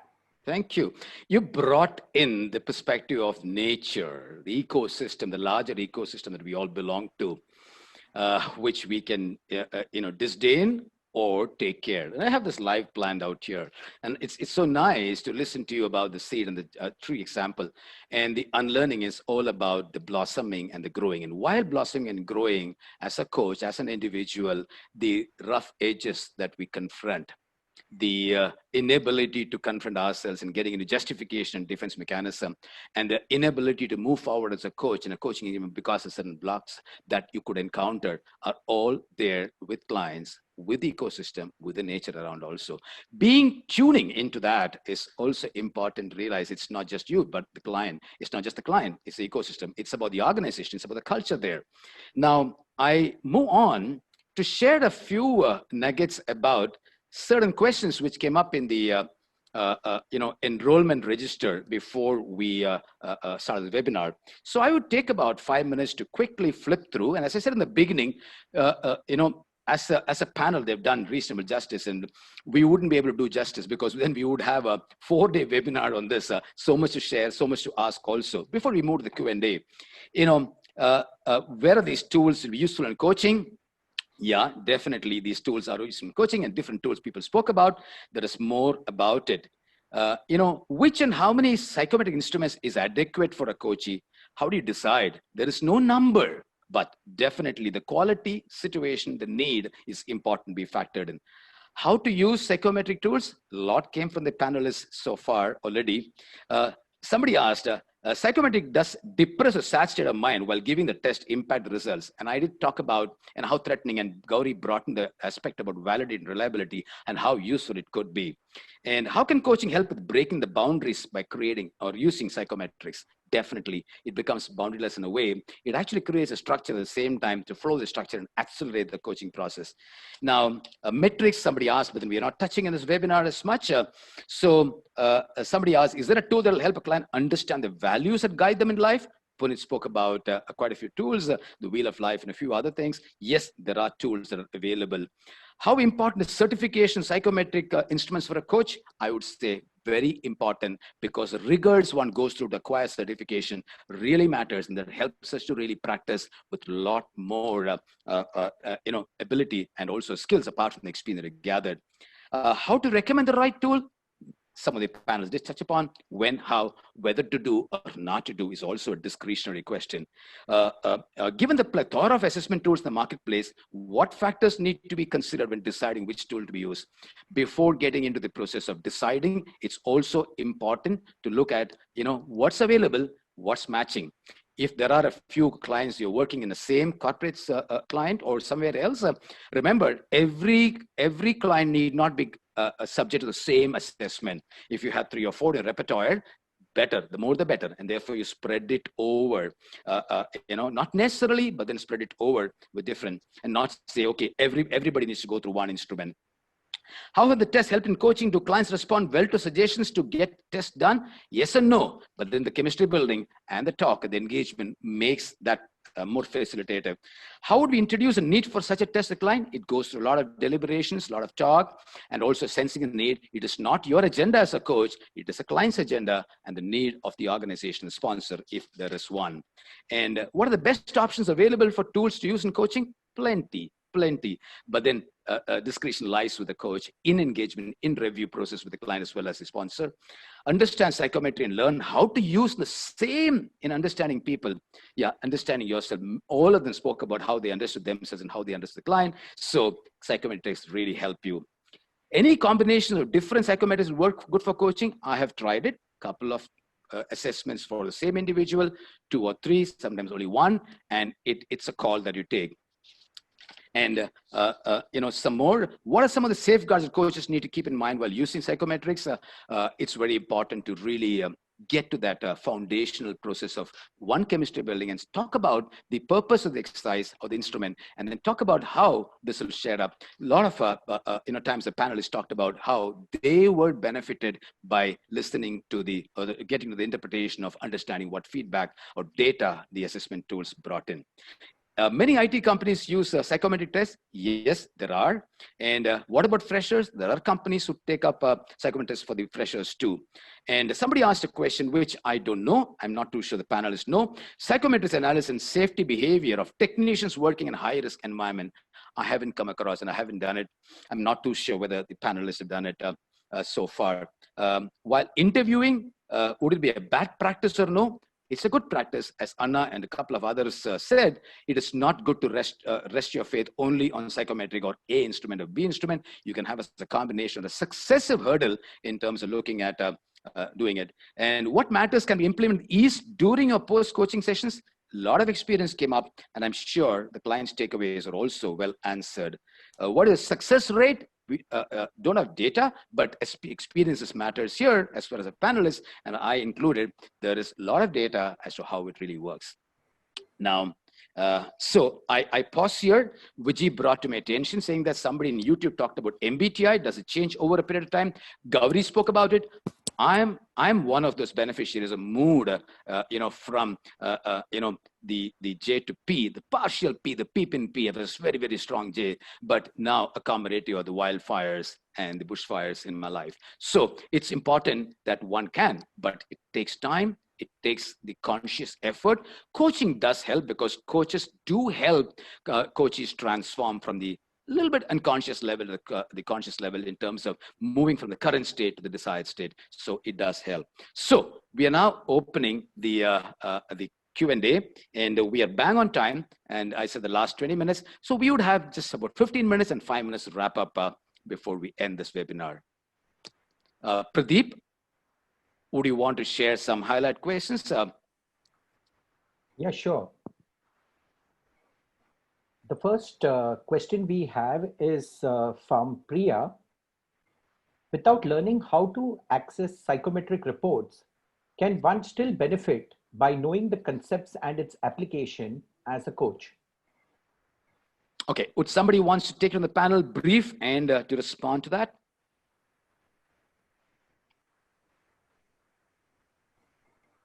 Yeah.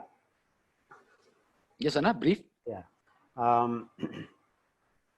Some of the reports are so detailed that it doesn't really require any interpretation help.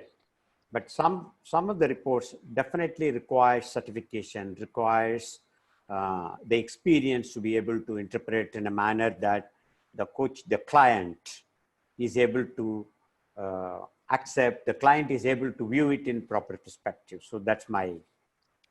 Thank you, Anna.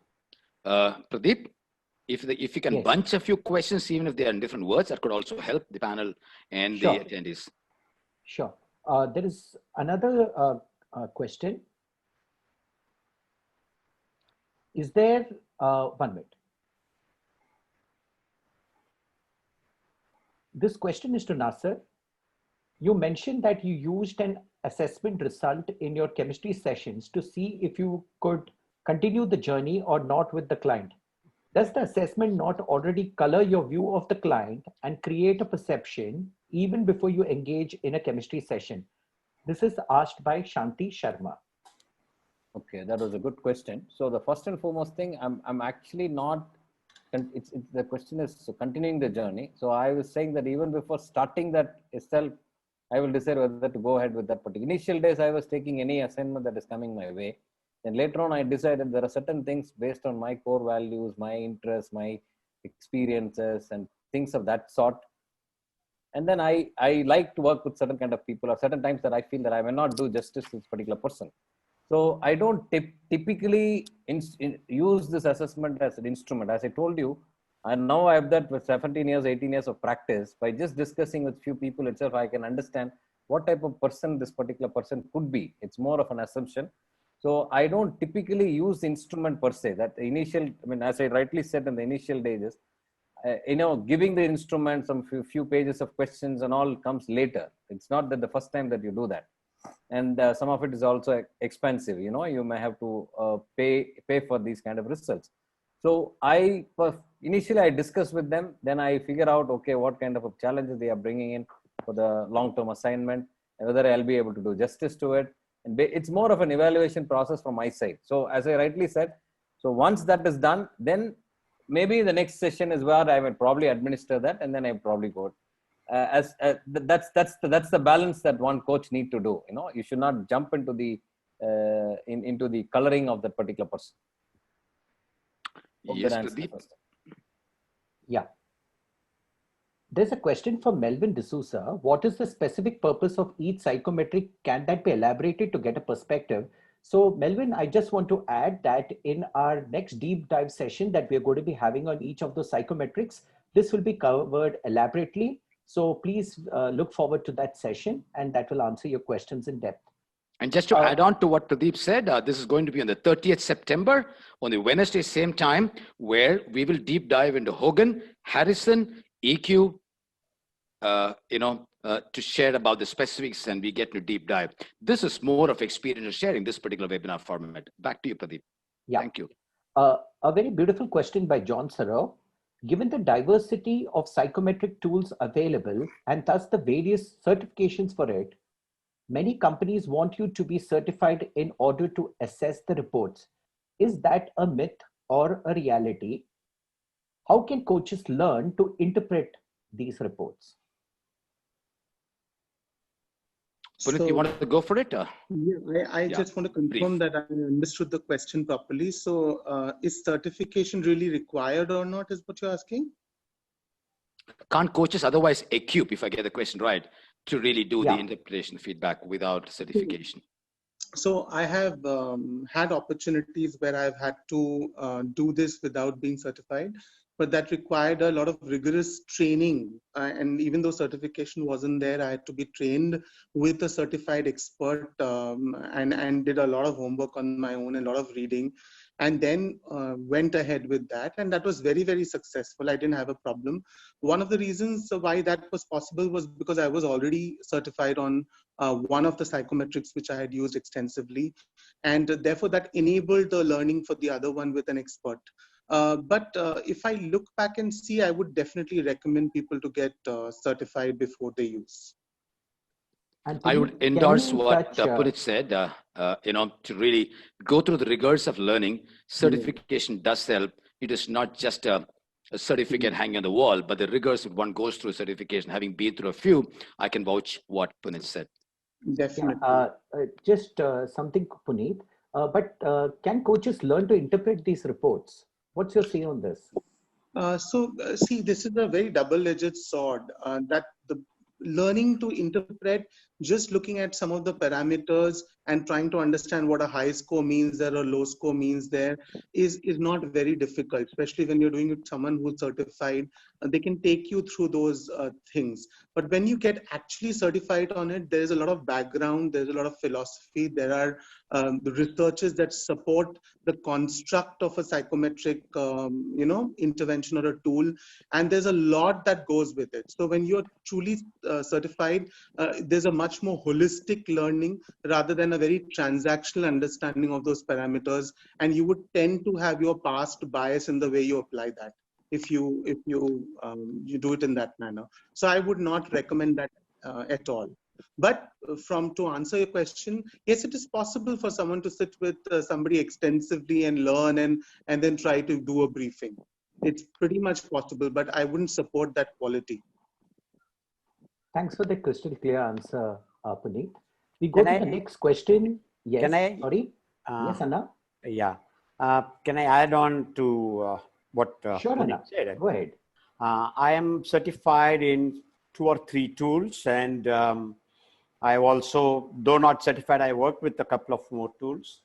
I think if I'm not sounding overconfident, but other tools, if the organization deploys some other tools and comes up with the report, I think with reasonable amount of efforts as coaches, we understand the context, we understand what is the organization expectation from this intervention, and to be able to interpret the report, I think should be doable with reasonable amount of efforts by the coach is my understanding. And but if it really requires deeper application, more efforts required. But yes, certification is essential. Is it a prerequisite? I think we can do by learning and spending quality time is my take on it. Thank you, Anna, for that dimension. Pradeep, we can look at 1, max 2 questions. We have about 5 minutes to go before Yes. we do the wrap up. This question is for Gauri from Harshika. Having experience across cultures, do you find any difference culturally with these tools and the responses to the tools and the acceptance of the results that came about these tools? I'm exposed to multiple cultures. I am not exposed to using these tools across all the cultures, but to a couple of them. Like a lot of my work has been with the US and of course in India, right? So when I look back at my experience, I would say in India, at least till about a decade back,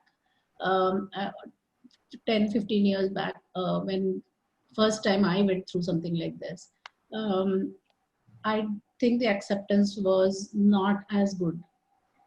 There was a defensiveness. There was a sense of, oh, they're going to find faults with it, and God knows how this is going to be used and taken forward, right? But over the last 15 years or 20 years that I've seen these being used, I say that has shifted. That has shifted, and people are more open, and people are more authentic when they are taking these also. So there was earlier, even that was a little bit questionable, and over a period of time, I think the awareness, the acceptance and exposure to the globalization in most of the organizations that I have been part of, it makes the acceptance better in India. In US, I've had one experience where my team had gone through it, and I felt the commitment to looking at it was very strong. Looking at it honestly was very strong, and taking it forward was very strong.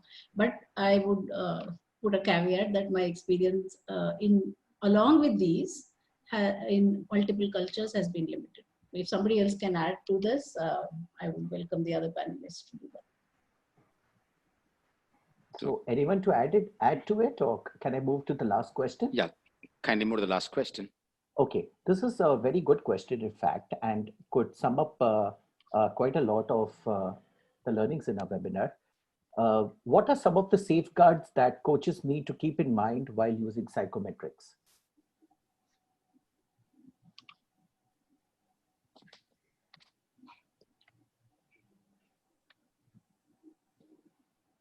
Mostly covered during the panel discussion that it should be used as one significant source of data and not the only. 2, it's also possible that unless the client is being very honest and open to those process, the report is not going to be truly reflecting of himself. I also had experience. So you have to unravel that in the conversation.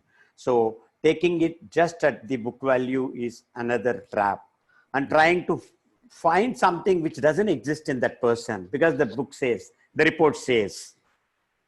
Okay, so then I had a very testing experience in a couple of cases with that. Then I stopped the search. No, it's just not there. Something else is there.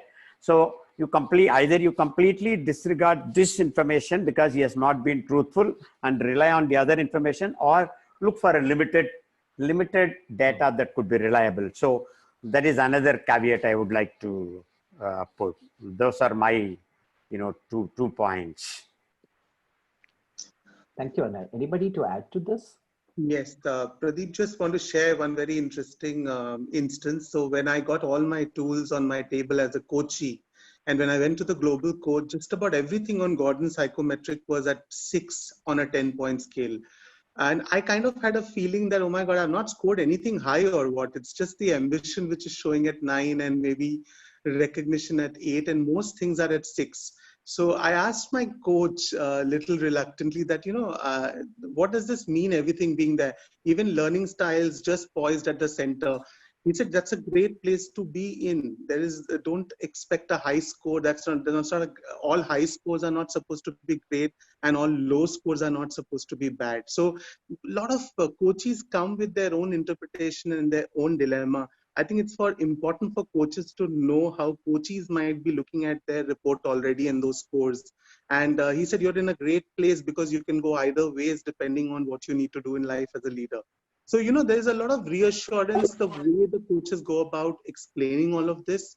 Otherwise, there are a lot of myths around which coaches have in their mind when they come into these conversations. Second, I don't think there should be an approach of any reverse engineering, because often in corporates, there are roles are linked to competencies, and these competencies are again backlinked to the parameters which are there in the assessment report. I think a great starting point is looking at the brilliance of the coachee at the being level, and then of course putting behaviors in perspective and looking at the belief system behind that. I think starting from that point and operating from that curiosity and openness and appreciating the brilliance is what should be ideal. One should not make an attempt to do any kind of reverse engineering to just see for that role, and this is what is the objective of the coachee. So instead of the end result, there is a very important case here to look at the discovery process in a very open manner. Looking at the values, looking at the strengths, looking at the purpose of life. A simple question, irrespective of any tool that I'm seeing, I ask all my coaches is, if life had no constraints and you had to pay no bills, no EMIs, nothing stopping you, what would you wake up tomorrow morning and start doing, which you could do for the rest of your life? Punit, and those questions can open up a new vista as well. Yeah. Thank you, Punit. I'm also factoring the time that we have. We have exactly 4 minutes to go, though I wanted 5. But okay, I really love, Punit, with the end about the process and not the outcome. The process taken care, the outcome is taken care. Well, I really thank all the 4 panelists, Punit, Gauri, Anna, and Nasser, for bringing such a value addition to me. And I've grown with you, and I'm sure the attendees grew as well along with us. Now, I also thank Pradeep for the meticulous, wonderful efforts which he put at the backstage to help us and also manage the chat box. It wasn't easy, Pradeep, to be in your shoes, but you engaged us so meticulously right through. Just as a parting shot, we spoke a lot about the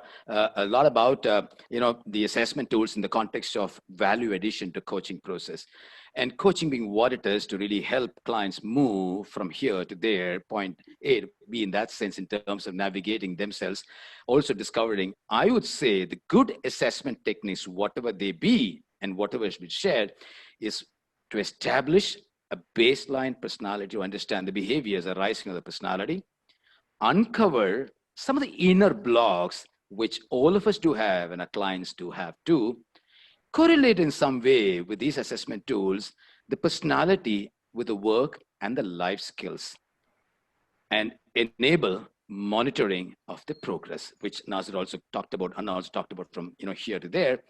And last but not the least, we need to customize, support customization of the coaching process of the client, and it can't be just as a standalone tool to be employed. It can't be a random tool. It can't be done ad hoc. A lot of planning goes into it. A lot of mulling over goes into it. A lot of co-creation goes into it. A lot of consultation goes into it. And these are the simple tenets in a way about coaching itself. And I believe, we have done our best. Thanks for being there with us. And I would request now Viji to take over, and share what she has to at this point in time. And thank you and namaste to all of you for bringing us a wonderful evening. Thank you, Uday. Thank you. I think so brilliant, not just in terms of what emerged today. I really believe something so beautiful has to emerge with such precision and teamwork and absolute sense of flow. It means that there's a hell of a lot of work that's gone on in the background. And I would like to take a minute to share with everyone here the kind of meticulous planning and absolute commitment that each one of these panelists have shown. We had a separate WhatsApp group that was created, which has been buzzing with messages for the last couple of weeks, I think. Big salute to Uday in the way he's pulled all of this together, and to each one of the panelists. And it's a beautiful team there. Just being in that group is a learning experience, because one hears wonderful conversations, and I've been privy to that. And I must share a little bit about the creation of this webinar, a moment of pride for all of us at Coaches for You, because this was one of the webinars that were not part of the regular plan or calendar. The need for it came from our coaches. It was totally crowdsourced, and with all agility and I think service orientation, our coaches volunteered, and all the panelists you see here are not just experts, but I think people who are so generous immediately put up their hands saying A, B, C, D. And I think within a day, the group was formed. And after one successful webinar last month, where, we heard Anna and we had a guest speaker coming in, I think this one is the second, which is all about experience sharing. And don't forget the third, because that's going to be another one, and the work has already started with more than 30 days lead time. So you can quite imagine what's going to come. Totally proud of this wonderful team, and for the gratitude to the Coaches for You family for having made this possible, and to each one of you who's come in today and I think motivated and encouraged our wonderful panelists. Of course, I think Pradeep and the webinar team has also played a very, very crucial role in making this possible. Not possible to put together an event with diverse practitioners coming in and so seamlessly. Also a moment of pride that we've gone live on YouTube for the first time today. And I hope this is getting recorded there. So thank you everyone, and see you back in September.